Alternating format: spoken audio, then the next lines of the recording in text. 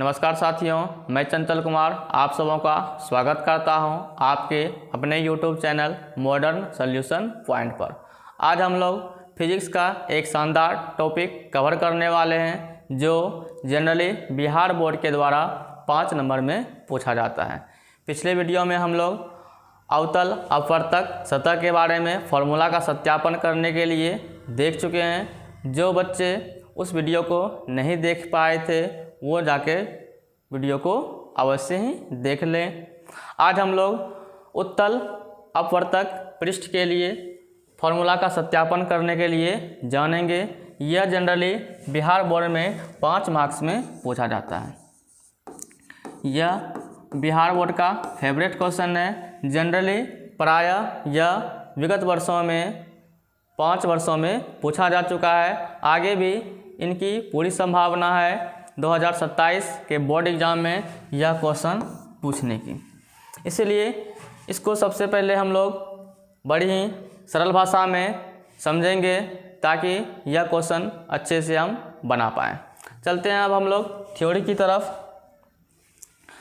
आपको बोर्ड पर एक चित्र दिखाई दे रहा होगा। यह हमारा क्या है? उत्तल अपवर्तक पृष्ठ है। देखिए यहाँ पर एक सतह का कल्पना करेंगे। यह आपको दिखाई दे रहा होगा S1 P S2। मैं सभी बच्चों से एक बार कह देना चाहता हूँ, यदि बोर्ड एग्जाम में आपको यह थ्योरी आ जाए तो सबसे पहले आपको सुंदर सा चित्र बनाना है और चित्र में जो लाइन आप ड्रॉ कीजिएगा उसके अनुसार आपको थोड़ा बहुत मानकी लिख देना है। मानकी लिखने के पश्चात हम लोग क्या करेंगे? थ्योरी को प्रूव करेंगे। सबसे पहले चित्र बनाना है बोर्ड एग्जाम में, उसके बाद मानकी लिखना है, उसके बाद थ्योरी को प्रूव करना है। इसको करने से पहले सबसे पहले हम चित्र को अच्छी तरह से समझ लेंगे। यदि आप चित्र को अच्छी तरह से समझ लीजिएगा, अच्छी प्रकार से यदि आपका चित्र समझ में आ जाएगा तो थ्योरी बनाना बिल्कुल ही आपके लिए आसान हो जाएगा। इस वीडियो में हम इस थ्योरी को सरल भाषा में सिद्ध करने के लिए जानने वाले हैं। चलते हैं थ्योरी की तरफ। सबसे पहले हम एक सतह की कल्पना करेंगे। आपको दिखाई दे रहा होगा S1 P S2 हमारा क्या एक सतह है। यह कौन सा सतह? हमारा उत्तल सतह है। उत्तल सतह हो गया। अब क्या करेंगे? यहाँ पर हम एक मुख्य अक्ष की कल्पना करेंगे। मुख्य अक्ष बोलिए या प्रधान अक्ष बोलिए, बात एक ही है। अब ये जो हमारा सतह है S1 P S2, यह सतह क्या करती है? 2 माध्यमों को अलग अलग बांटती है। यहाँ आपको दिखाई दे रहा होगा N1 माध्यम और यहाँ आपको दिखाई दे रहा होगा N2 माध्यम। यह सतह जो हमारा S1 P S2 जो सतह है, यह दोनों माध्यमों को अलग अलग बांटती है। अब देखिए इसके प्रधान अक्ष या मुख्य अक्ष पर एक बिंदु लेंगे, बिंदु O। बिंदु O पर एक बिंदुवत वस्तु रख देंगे। बिंदु O से एक किरण बिल्कुल सीधा मुख्य अक्ष के समांतर चले जाएगी और एक किरण क्या होगा? यहाँ से चलना प्रारंभ करेगा। अभी ये तक यह N1 माध्यम में चल रहा है।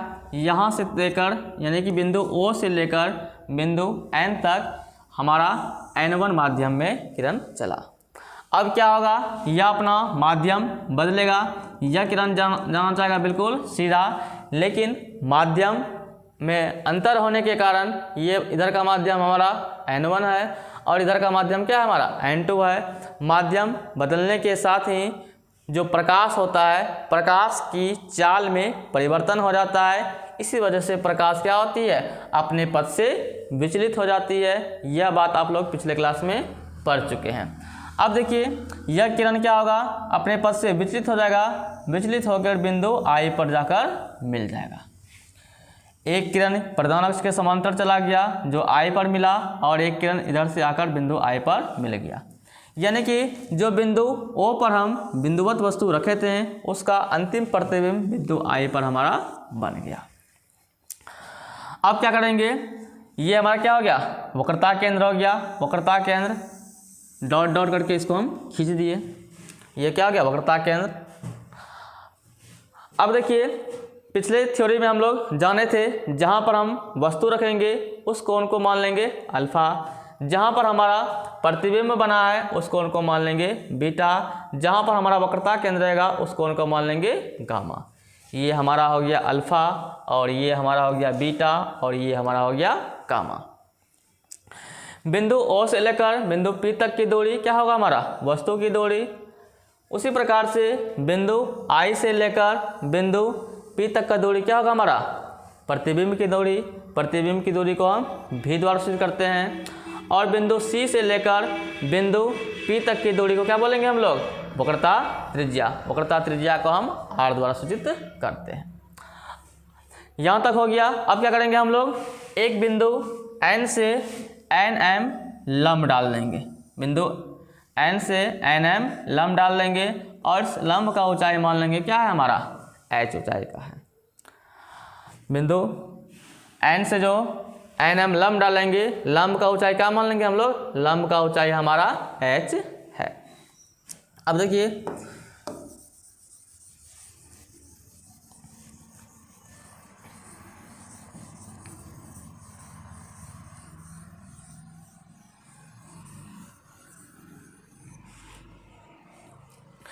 यहाँ पर ये हमारा क्या है आपतित किरण है।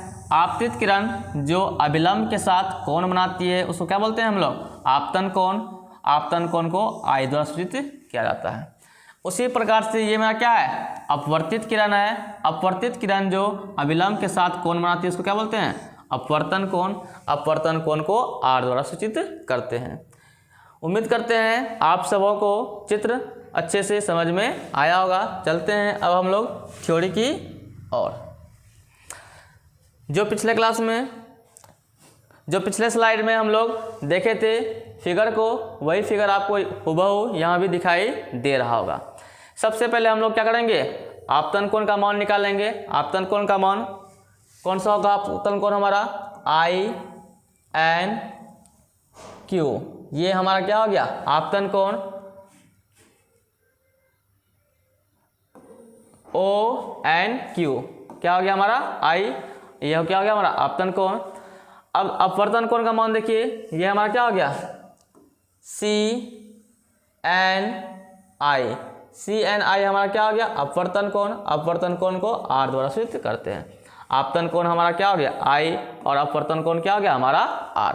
अब हम लोग स्नेल का नियम जानते हैं। स्नेल का नियम क्या होता है एन बराबर साइन आई बटे साइन आर होता है।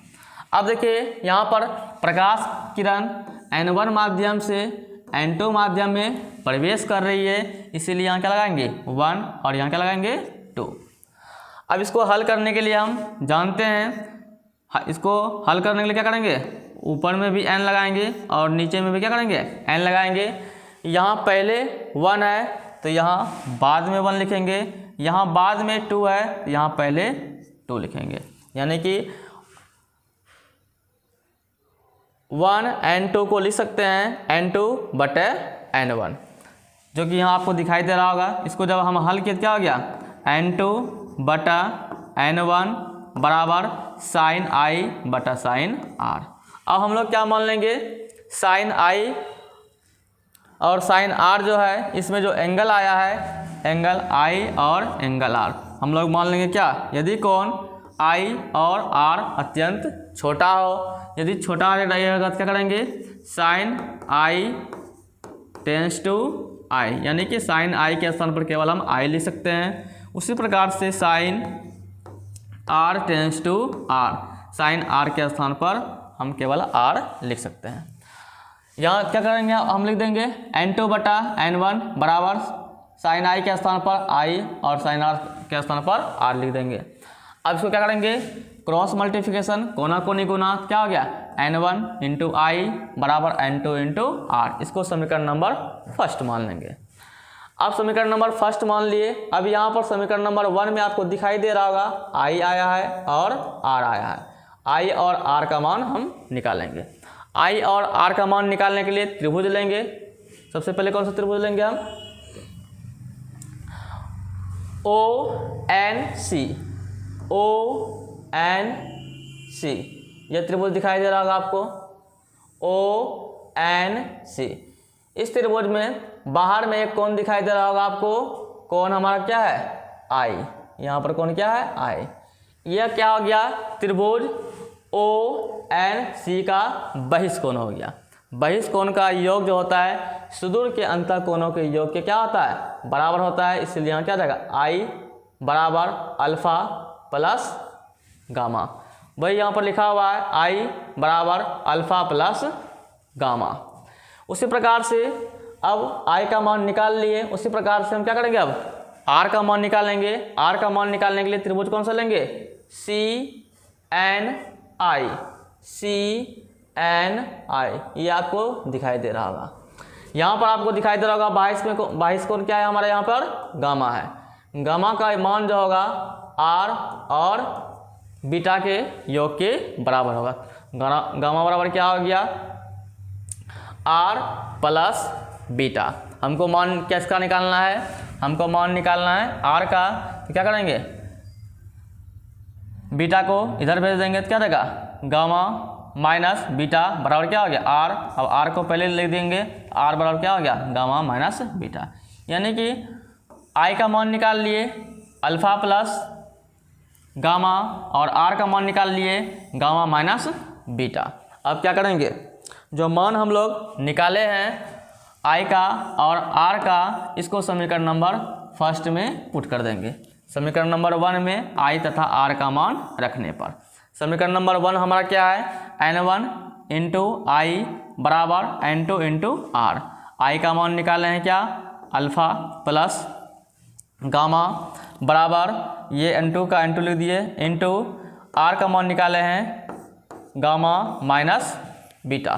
तो गामा माइनस बीटा हम लोग इसको रख दिए। अब क्या हो गया हमारा समीकरण निकल के आ गया N1 into alpha plus gamma बराबर N2 गामा माइनस बीटा। ये समीकरण नंबर इसको क्या करेंगे सेकेंड मान लेंगे। अब क्या करेंगे समीकरण नंबर सेकेंड मान लेंगे। उसके बाद क्या मान लेंगे हम लोग यदि अल्फा बीटा गामा कोण का मान क्या हो अत्यंत छोटा हो। जब अत्यंत छोटा होगा tan alpha tends to alpha लिख सकते हैं, tan beta tends to beta लिख सकते हैं, tan gamma tends to gamma लिख सकते हैं। अब हम लोग क्या किए थे पहले ही मान लिए थे क्या बिंदु N से एक लंब डाल दिए थे, NM लंब डाल दिए थे। अब यहाँ पर 90 डिग्री हो गया, समकोण त्रिभुज हो गया। लंब इसलिए डाले थे ताकि हम इसमें समकोण त्रिभुज का निर्माण हो सके। समकोण त्रिभुज का जब निर्माण होगा समकोण त्रिभुज में ही हम त्रिकोणमितीय अनुपात का उपयोग कर सकते हैं। इसीलिए हम क्या करेंगे अब यहाँ से अल्फा का मान बीटा का मान गामा का मान निकालेंगे। इसके लिए क्या करना होगा हमको टेन अल्फा का मान टेन बीटा का मान टेन गामा का मान निकालना होगा। टेन अल्फा के लिए त्रिभुज लेंगे हम लोग ONM। उसी प्रकार से बीटा के लिए लेंगे त्रिभुज INM। उसी प्रकार से गामा का मान निकालने के लिए लेंगे CNM। तीनों त्रिभुज के माध्यम से हम टेन अल्फा का मान टेन बीटा का मान टेन गामा का मान निकाल सकते हैं। अब देखिए टेन अल्फा बराबर क्या होगा, टेन अल्फा के लिए त्रिभुज कौन सा लेंगे हम लोग ONM। तो ये क्या रहेगा टेन थीटा का फॉर्मूला हमको पता है क्या होता है, टेन थीटा का फॉर्मूला क्या होता है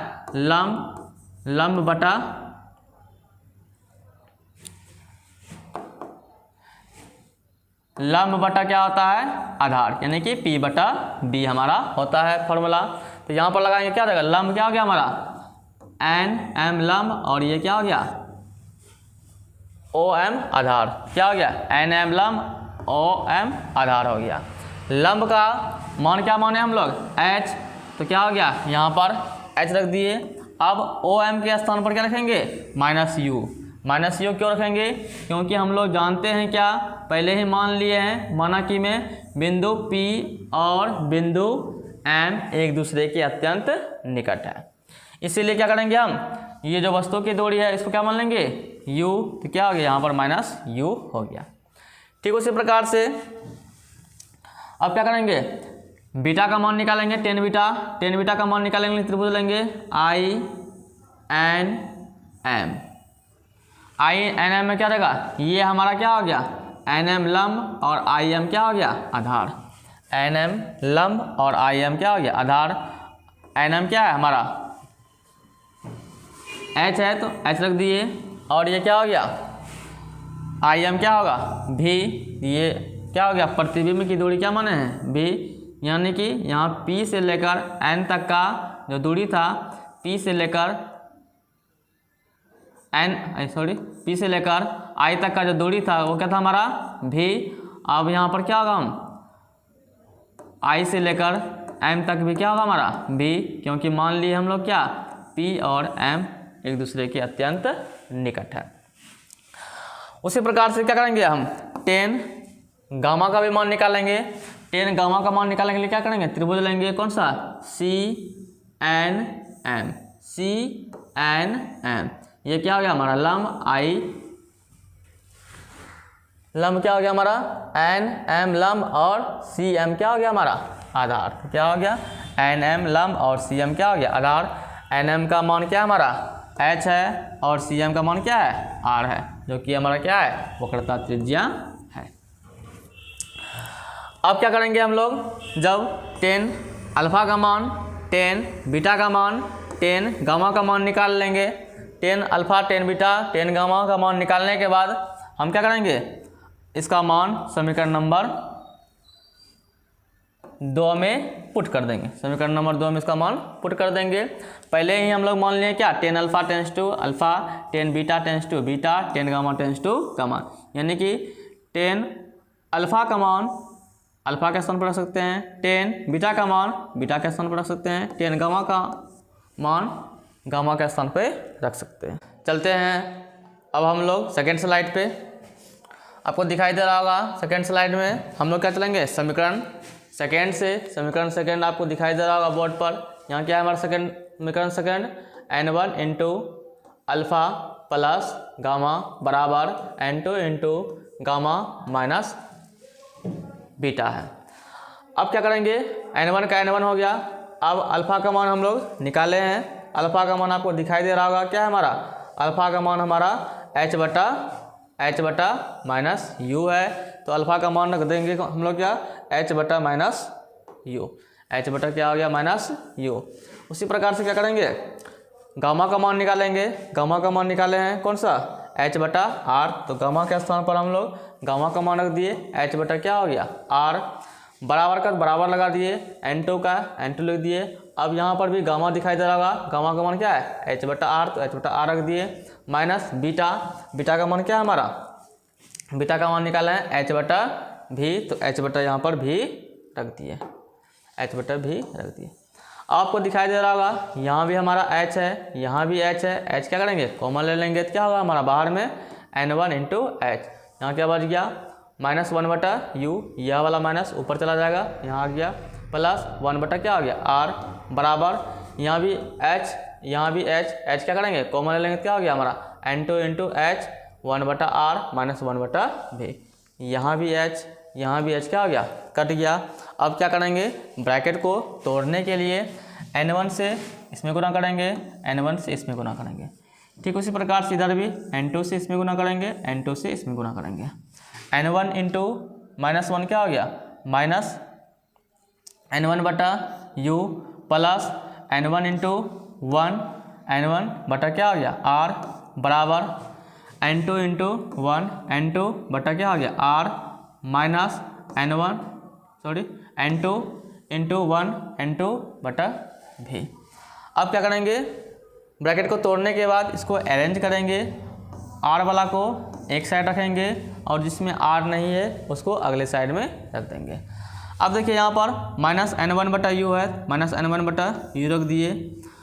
अब यहाँ पर आपको दिखाई दे रहा होगा माइनस N2 बटा भी है, ये माइनस में है, इधर क्या रहेगा हमारा प्लस में, तो क्या हो गया प्लस N2 बटा भी बराबर N2 बटा आर, तो N2 बटा आर लिख दिए ये वाला।